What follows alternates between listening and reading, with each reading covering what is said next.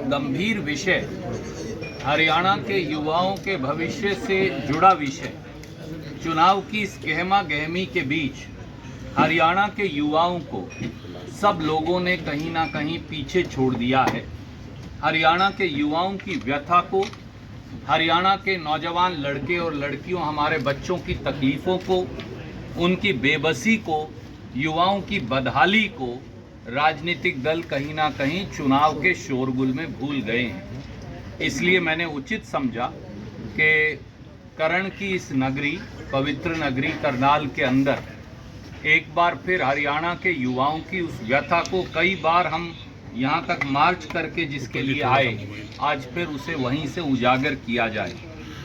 भाजपा सरकार ने 20 लाख से अधिक हरियाणा के युवाओं की जिंदगी बर्बाद कर दी है और युवाओं के भविष्य की भ्रूण हत्या कर दी है। 5 साल से लाखों युवाओं को सीईटी के जंजाल में फंसा दिया और सीईटी अब कॉमन एक्सप्लॉयटेशन टेस्ट बन गई। युवाओं से छल, फरेब और धोखा, यही भाजपा का डीएनए बन गया है और एचएसएससी का घिनौना चेहरा भी। हमारी ये मांग है, वो मैं उससे एंड में चर्चा करूंगा।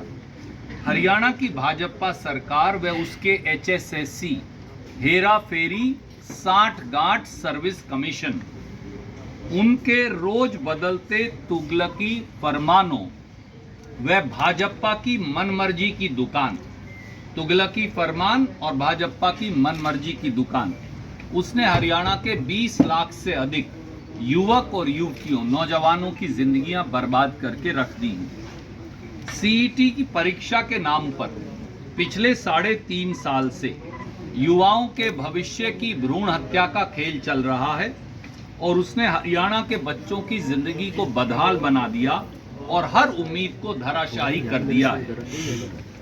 साल 2021 में तत्कालीन मुख्यमंत्री श्रीमान मनोहर लाल खट्टर जी और उनकी सरकार ने, भाजपा सरकार ने, ग्रुप सी और ग्रुप डी भर्तियों के लिए सीईटी की पॉलिसी बनाई, जो एग्जाम कम और कॉमन एक्सप्लॉयटेशन टेस्ट बनकर ज्यादा रह गया। यह खेल 2019 से चल रहा है, जब पटवारी पंचायत सेक्रेटरी की एडवर्टाइज पोस्ट वापस ले ली है कहकर कि अब इन्हें सीईटी के माध्यम से भर्ती किया जाएगा। तो 2019 से 2024 तक हरियाणा में कोई भर्ती नहीं हो पाई। 2021 की सीईटी पॉलिसी में तत्कालीन मुख्यमंत्री श्रीमान मनोहर लाल खट्टर, एचएसएससी और भाजपा सरकार ने यह भी कहा था, आप याद करें, कि 2 बार साल में सीईटी होगा। 2021 से 24 तक केवल पहला और आखिरी एक सीईटी हो पाया। इतनी देर में लाखों बच्चे जो 12वीं पास कर गए या बीए पास कर गए, वो भी सीईटी में बैठने के लिए एलिजिबल हो गए। एक तरफ 20 लाख बच्चों का भविष्य अंधकार में है और दूसरी तरफ लाखों बच्चे सीईटी का एग्जाम होने की इंतजार में हैं कि वो हो तो वो ग्रुप सी और ग्रुप डी की भर्तियों में बैठ सके। इसके लिए 4 या 5 तिथियां आपके लिए जानना, याद करना जरूरी है।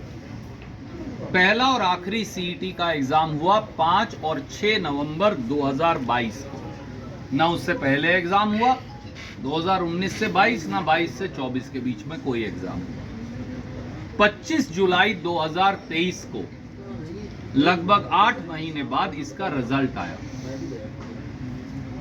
4 अगस्त 2023 को भारी गलतियों के चलते, हेराफेरी के चलते, पंजाब और हरियाणा हाई कोर्ट की एक खंडपीठ ने इस निर्णय से, मैं इसकी कॉपी आपको भेज रहा हूं, इस सीईटी एग्जाम को सिरे से खारिज कर दिया और ये कहा कि सोशो इकोनॉमिक के मार्क्स एक एक बच्चे के रिकैलकुलेट करो और नया रिजल्ट निकालो। इसकी प्रतिलिपि मैं फैसले की आपको भेज रहा हूं। अब 31 मई 2024 को, 3 दिन पहले, पंजाब हरियाणा हाईकोर्ट की खंडपीठ ने सोशो इकोनॉमिक मार्क्स को ही सिरे से खारिज कर दिया और कहा कि ये मार्क्स ही नहीं दे सकते, ये गलत हैं और इसके आधार पर जो नियुक्तियां या सीईटी का रिजल्ट हो वो भी गलत है। अब दो बातें साफ हो गई।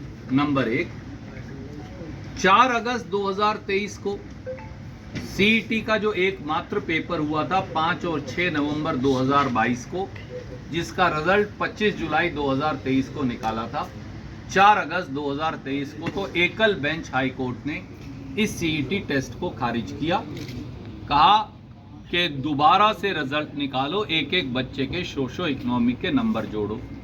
दूसरा, 31 मई 2024 को पंजाब और हरियाणा हाई कोर्ट की खंडपीठ ने वो 5 नंबर भी खारिज कर दिए सोशो इकोनॉमिक के, और कहा कि इसके आधार पर जो रिजल्ट है और भर्तियां वो सब गलत हैं।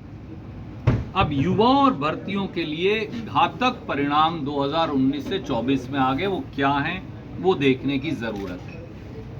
3.5 साल से 20 लाख से अधिक युवा, ग्रुप डी में 13.5 लाख, ग्रुप सी में 11 लाख, लगभग 23-24 बने, कुछ ओवरलैप करते होंगे तो 20 लाख।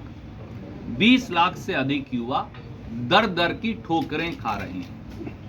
ये नतीजा है भाजपा सरकार की नीतियों का, माननीय खट्टर साहब और श्रीमान नायब सैनी जी की नीतियों का। जो एग्जाम हुए उनका रिजल्ट खारिज हो गया, जो भर्तियां हुई उनकी सिलेक्शन खारिज हो गई। बच्चे कहां जाएं? मेरा सीधा सवाल है, हरियाणा के युवाओं का क्या कसूर है? आइए भर्तीवार देखते हैं कि इसका नतीजा क्या होगा। इन 13.5 लाख बच्चों पर जो ग्रुप डी में हैं अभ्यर्थी, और 11 लाख बच्चों पर जो ग्रुप सी में अभ्यर्थी हैं, यानी 23.5 लाख बच्चे अभ्यर्थी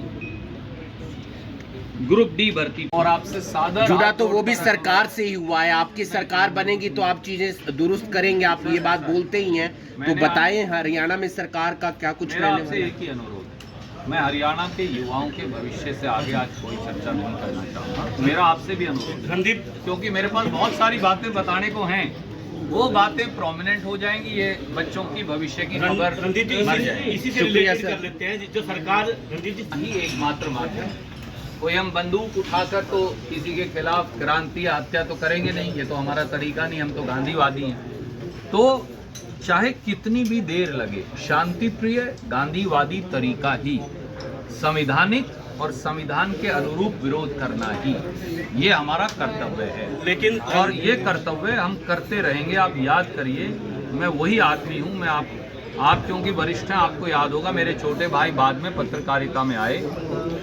जब ओम प्रकाश चौटाला जी और बीजेपी की सरकार थी तो आपको याद होगा, मैं वही व्यक्ति हूं जिसने हरियाणा पब्लिक सर्विस कमीशन की हेराफेरी के खिलाफ आवाज उठाई थी, और ये प्रण और संकल्प लिया था कि हरियाणा पब्लिक सर्विस कमीशन को बर्खास्त कराऊंगा। करनाल में इसी ज्वेल्स होटल में मेरे पत्रकार मित्रों ने कहा वो तो हाई कोर्ट के जज हैं, आप कैसे बर्खास्त करवाओगे?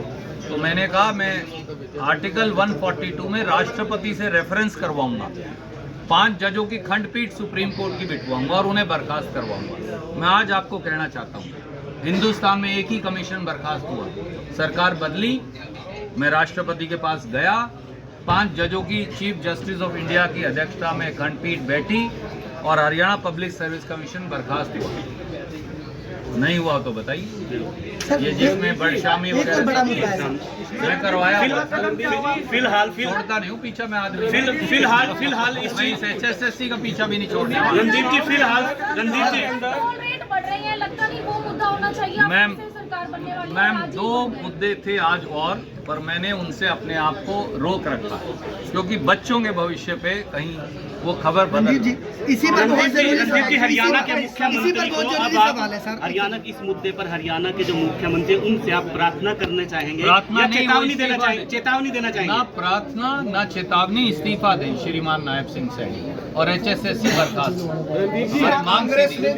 एक सवाल ना बनने का निर्णय लिया, उसके पीछे क्या? सर मैं हरियाणा के युवाओं के बच्चों से ज्यादा कोई बात सर, नहीं। हरियाणा से जुड़ा सवाल है। मेरे लिए देश बड़ा है, पर देश के बराबर 20 लाख बच्चों का भविष्य। सर हरियाणा से जुड़ा है सवाल आप किधर भी पूछो जवाब है। कमीशन पे रणदीप जी मैंने इसीलिए कहा आज सिलसिलेवार बात सामने रखी है, तो थोड़ा इंतजार करिए, फिर इसके अगला रणदीप जी एक सवाल